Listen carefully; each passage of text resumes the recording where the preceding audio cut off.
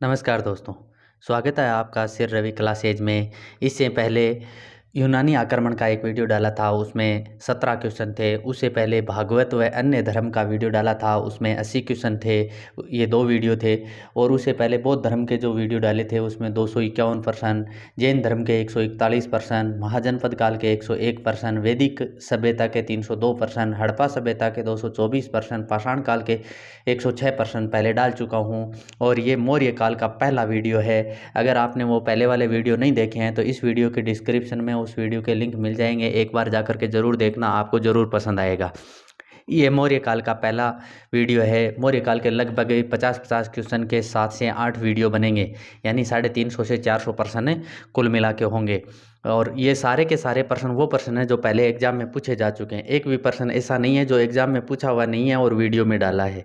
सारे के सारे प्रश्न एग्जामों में, अलग अलग एग्जामों में पूछे हुए हैं, चाहे आरपीएस राजस्थान में, आरपीएससी या अधीनस्थ कोई भी बोर्ड द्वारा जो भी एग्जाम करवाए जाते हैं वो एसएससी में आए हुए प्रश्न, बिहार लोक सेवा आयोग, उत्तराखंड लोक सेवा आयोग, यूपी लोक सेवा आयोग, छत्तीसगढ़ लोक सेवा आयोग, इनमें आए हुए प्रश्न मैंने डाले हैं। और ज़्यादातर प्रश्न इतिहास में रिपीट होते हैं।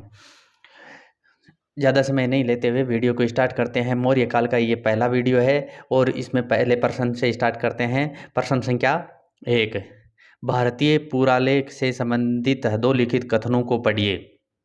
1 नंबर, खरोष्ठी लिपि जो कि दाएं से बाएं लिखी जाती थी, मुख्यतः प्राचीन भारत के गांधार क्षेत्र में व्यवहारत थी। 2 नंबर, गुप्त ब्राह्मी का विकास सिद्धांत मातृका नामक लिपि से हुआ।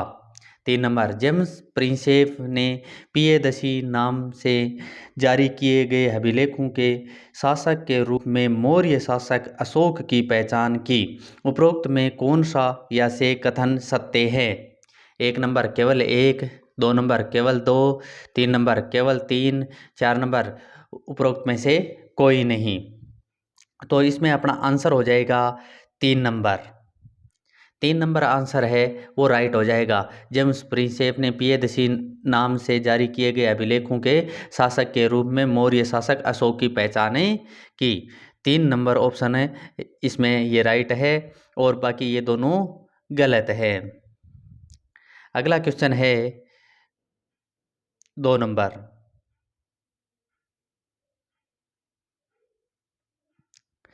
भारत में मौर्य साम्राज्य की स्थापना किस शासन के द्वारा की गई थी? 1 number Chandragupta Maurya, 2 number Ashoka, 3 number Kanishka, 4 number Chandragupta द्वितीय विक्रमादित्य। तो मौर्य शासन की स्थापना किसने की थी? चंद्रगुप्त मौर्य ने। चंद्रगुप्त मौर्य की गणना भारत के महान शासकों में होती है। वह भारत का प्रथम ऐतिहासिक सम्राट था।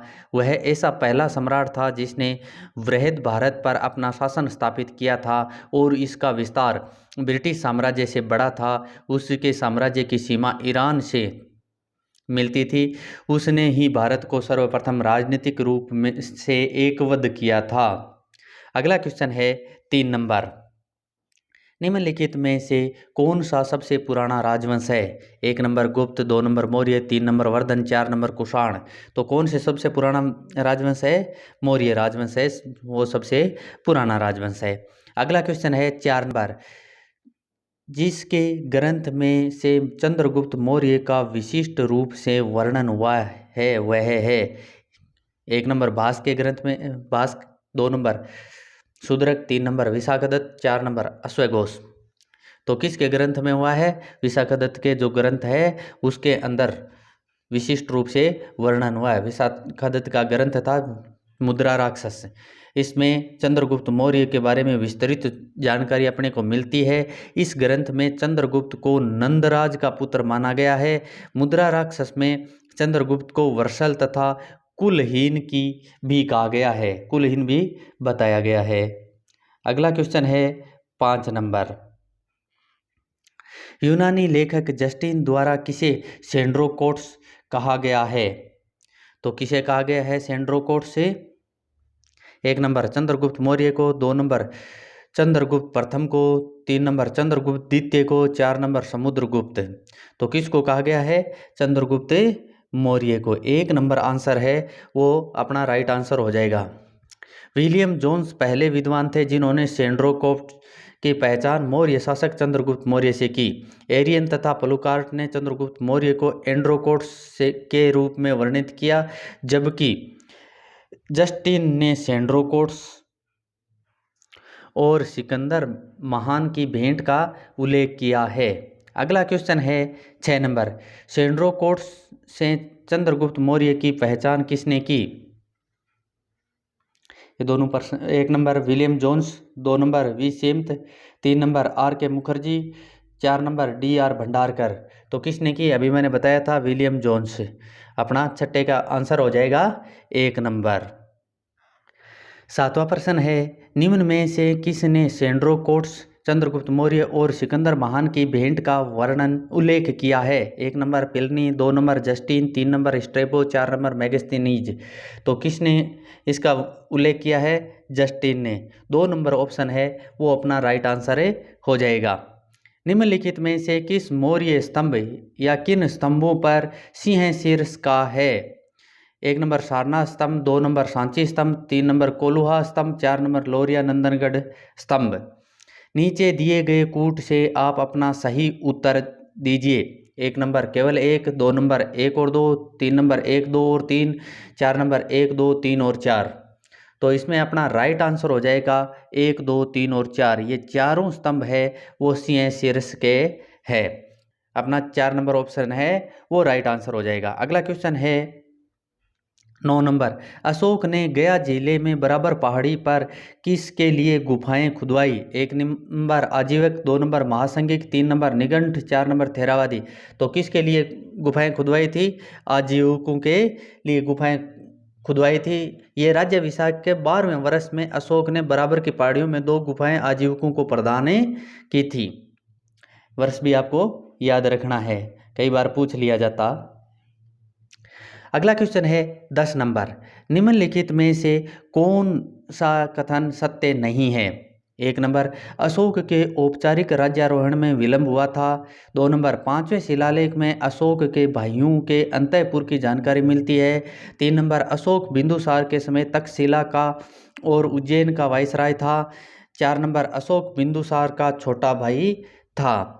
तो इसमें चौथा है ये गलत है, क्योंकि अशोक बिंदुसार का पुत्र था, छोटा भाई नहीं था। अगला क्वेश्चन है 11 नंबर, निर्वसित और अनिर्वसित शूद्रों का उल्लेख हुआ है किसमें? 1 नंबर यास्क के निरुक्त में, 2 नंबर पाणिनि के अष्टाध्यायी में, 3 नंबर कौटिल्य के अर्थशास्त्र में, 4 नंबर उपरोक्त में से किसी में नहीं। तो इसमें उपरोक्त में से किसी में नहीं, चौथा ऑप्शन अपना राइट आंसर हो जाएगा। अगला क्वेश्चन है 12 नंबर,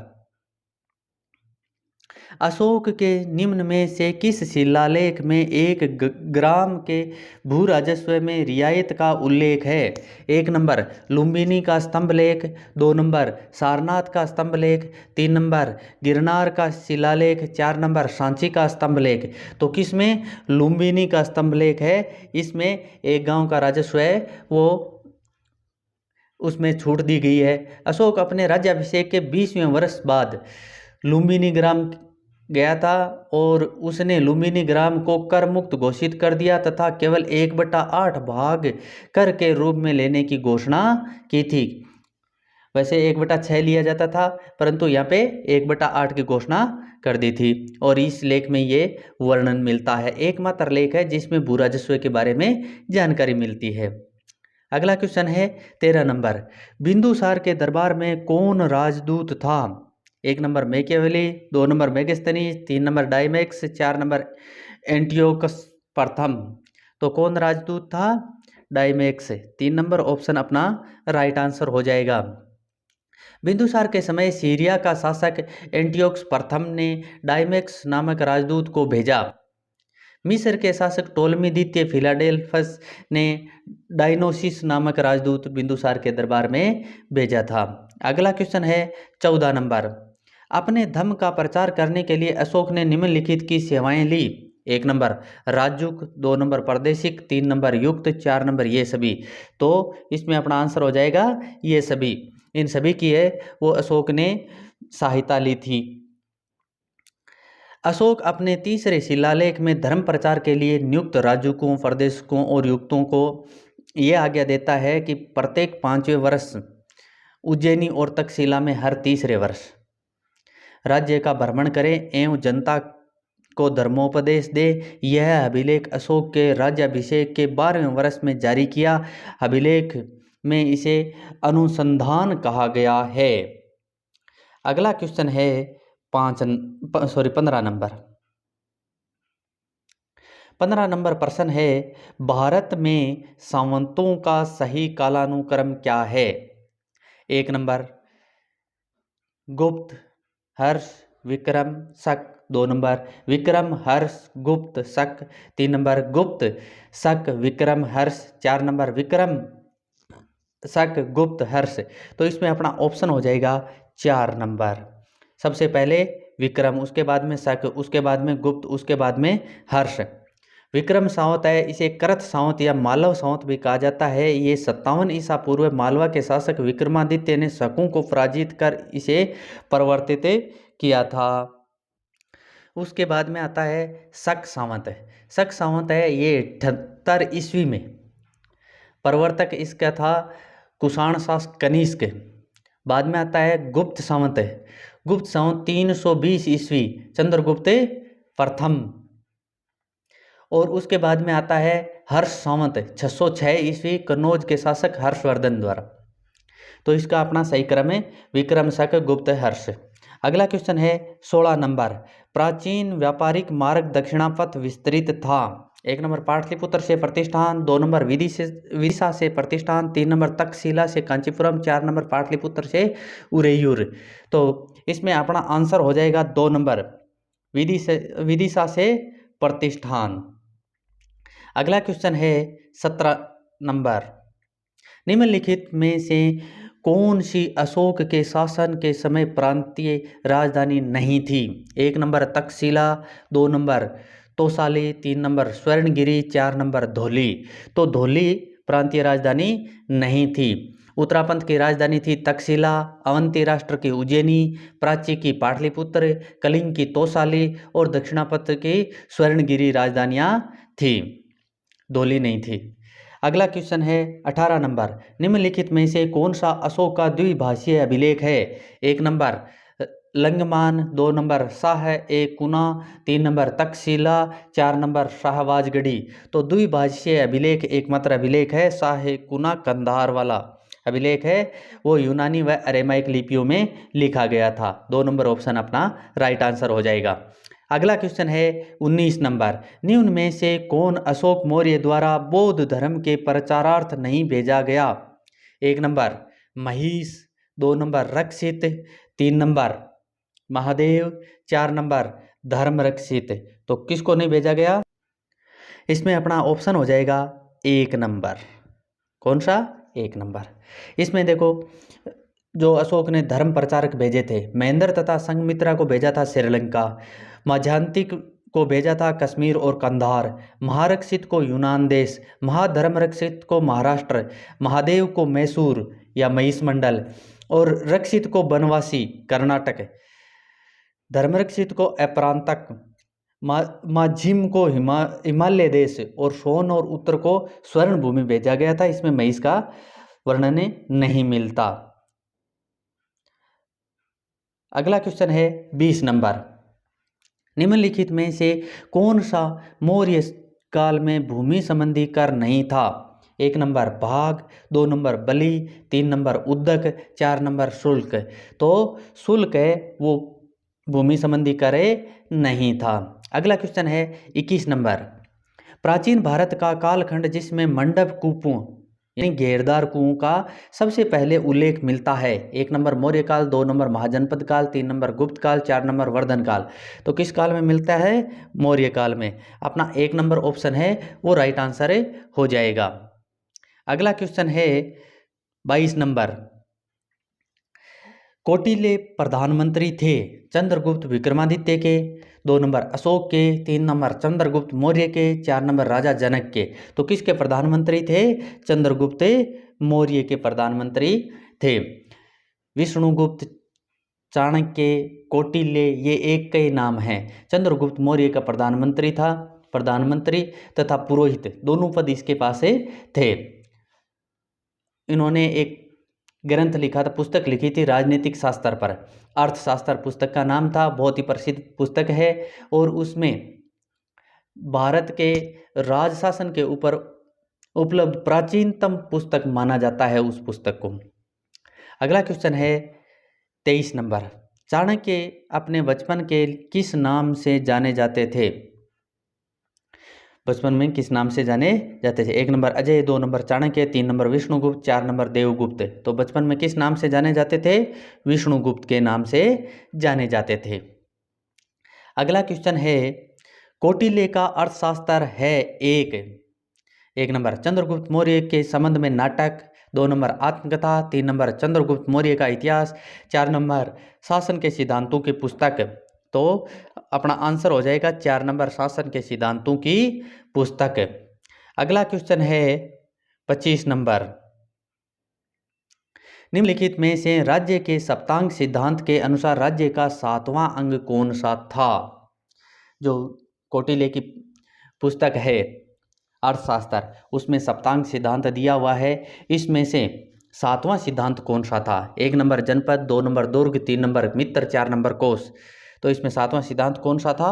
मित्र। 3 नंबर ऑप्शन है वो राइट आंसर हो जाएगा। चाणक्य की पुस्तक अर्थशास्त्र में कुल 15 अधिकरण यानी भाग, 180 प्रकरण यानी उपभाग तथा 6000 श्लोक है। यह पुस्तक अन्य पुरुष शैली में लिखी गई है। 6वां अधिकरण में सप्तांग सिद्धांत दिया गया है। कौन से अधिकरण में? 6वें।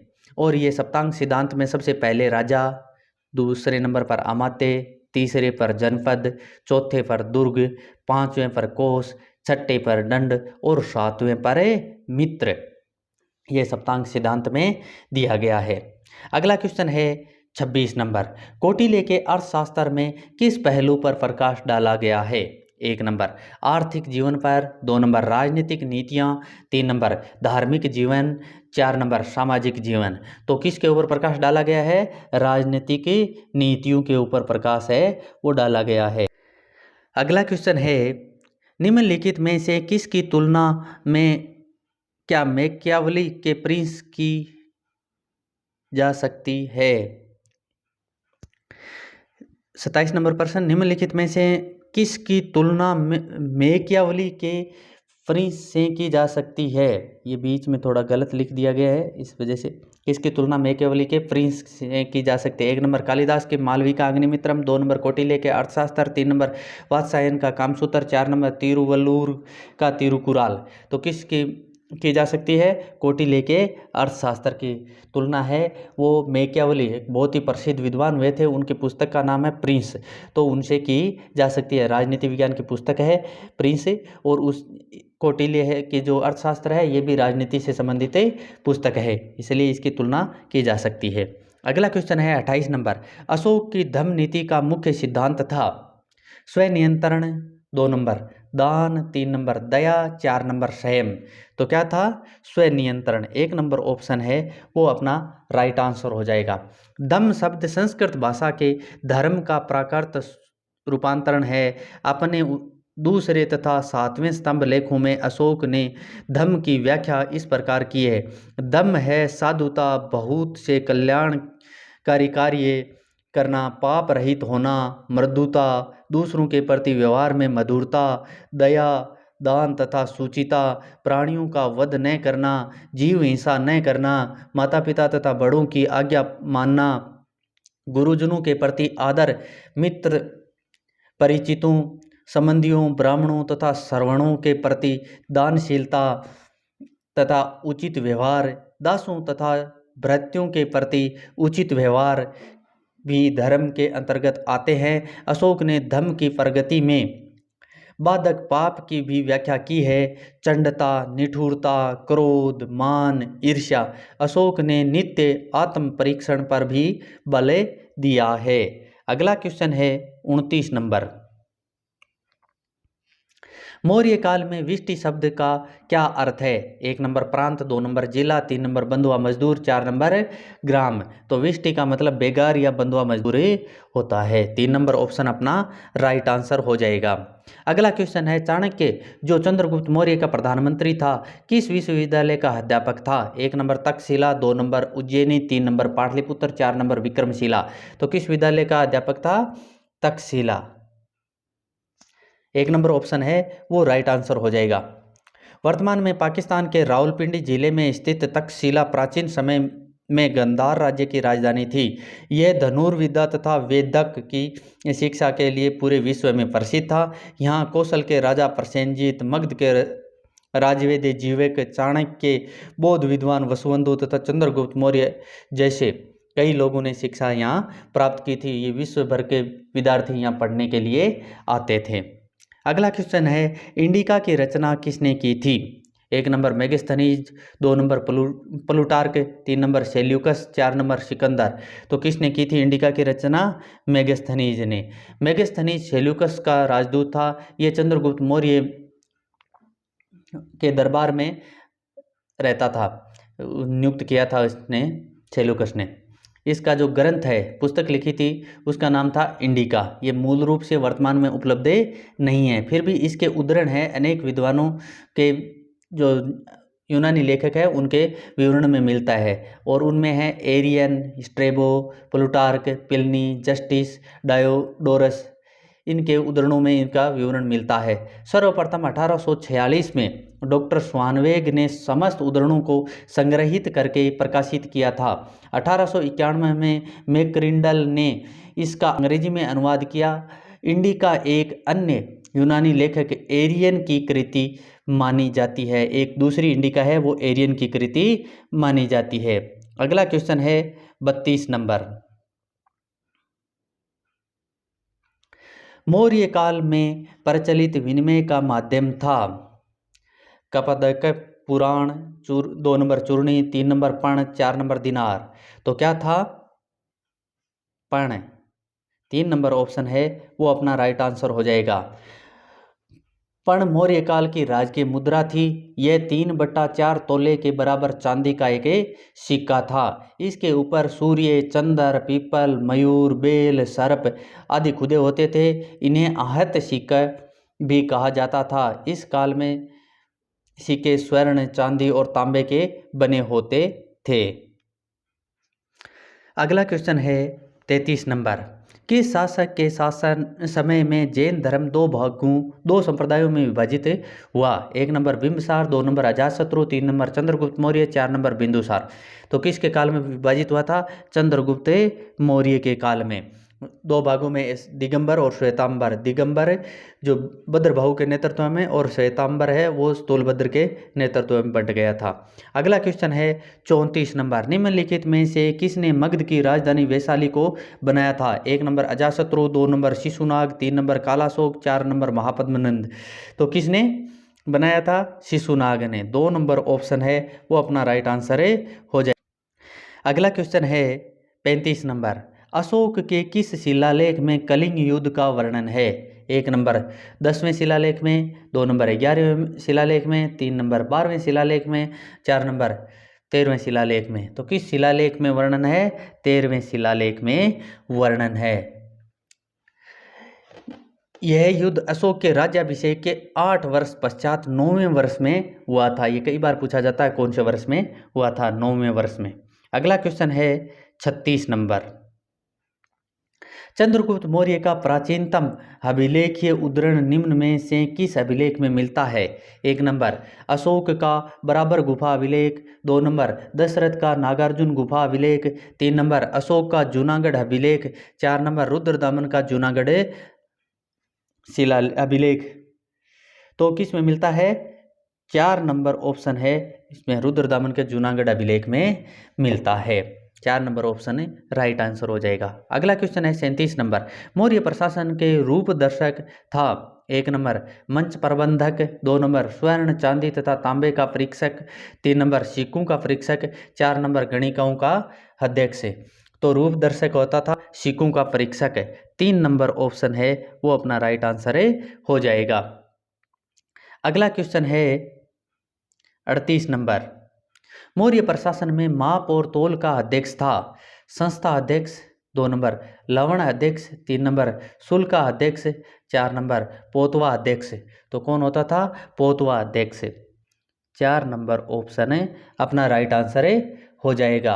अर्थशास्त्र में 28 अध्यक्षों का विवरण मिलता है जो मंत्रियों के नीचे काम करते थे, उनमें से एक पोतवा अध्यक्ष। अगला क्वेश्चन है 39 नंबर।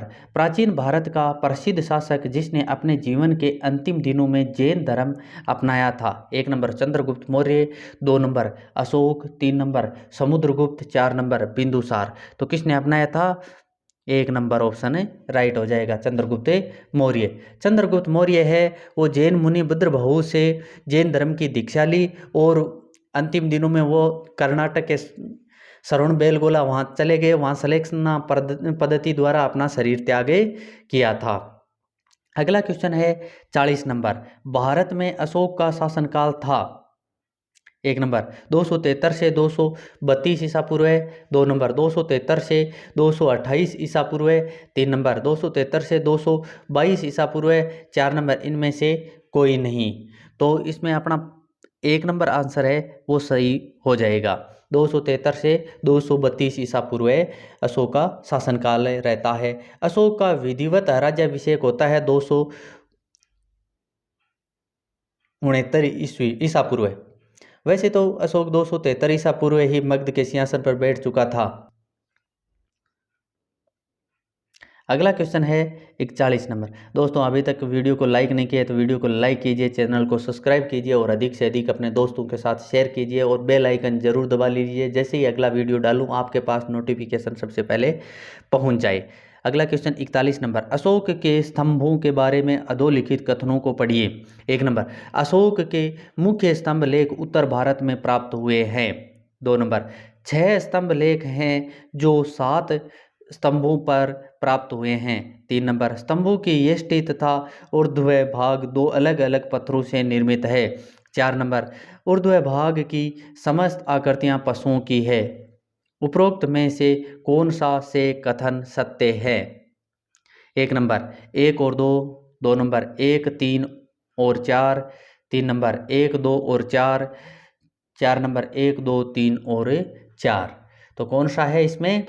इसमें पहला सही है, दूसरा ये सही नहीं है, तीसरा सही है, चौथा सही है। तो अपना आंसर हो जाएगा 2 नंबर।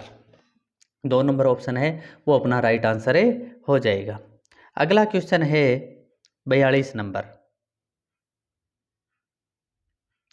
अशोक स्तंभ के, ओके नहीं के, ये ओ गलत प्रिंट हो गया, के संबंध में निम्न में से कौन से कथन सही हैं? नीचे दिए कुटुं में से सही उत्तर चुनिए। वे धारियों से युक्त है, उनकी सतह चमकदार है। 3 नंबर सभी स्तंभों पर अभिलेख मिलते हैं। 4 नंबर स्तंभ की यष्टि लाट से हैं। लाट एकाश से है, इसमें लिखने में थोड़ी गड़बड़ हो गई, यहाँ लाट एकाश से है, ये लिखना था काश से है, इसमें ऐसे लिख दिया एकाश से। तो इसमें अपना आंसर हो जाएगा कौन सा सही पूछा गया है ना, तो वे धारियों से युक्त थे, नहीं ये गलत हो गया। उसके बाद में उसकी सतह चमकदार थी, ये सही है। सभी स्तंभों पर अभिलेख मिले, नहीं। और स्तंभों की यष्टि लाट एकाश से थी, हाँ ये सही है। तो 2 और 4 कौन से में? चौथे में। तो अपना 4 नंबर ऑप्शन है वो राइट आंसर हो जाएगा। अगला क्वेश्चन है 43 नंबर। प्राचीन तक्षशिला नगर के बारे में निम्न कथनों के बारे में विचार करें, चिन्हित करें कि कौन सा कथन सही नहीं है। 1 नंबर प्राचीन काल में गांधार जनपद की राजधानी तक्षशिला थी। 2 नंबर बिंदुसार के शासनकाल में तक्षशिला निवासियों ने विद्रोह किया तथा अशोक को विद्रोह दबाने के लिए भेजा गया, किंतु वह सफल नहीं हो सका। 3 नंबर सम्राट अशोक के समय तक्षशिला उत्तर पंथ की राजधानी थी? 4 नंबर, 7वीं शताब्दी में युआन च्वांग ने तक्षशिला को एक जीवंत नगर के रूप में देखा। नीचे दिए गए कूट में उत्तर का चयन कीजिए। तो इसमें अपने को ये देखना है कि सही कौन से नहीं है। तो प्राचीन काल में गांधार जनपद की राजधानी तक्षशिला, ये सही है।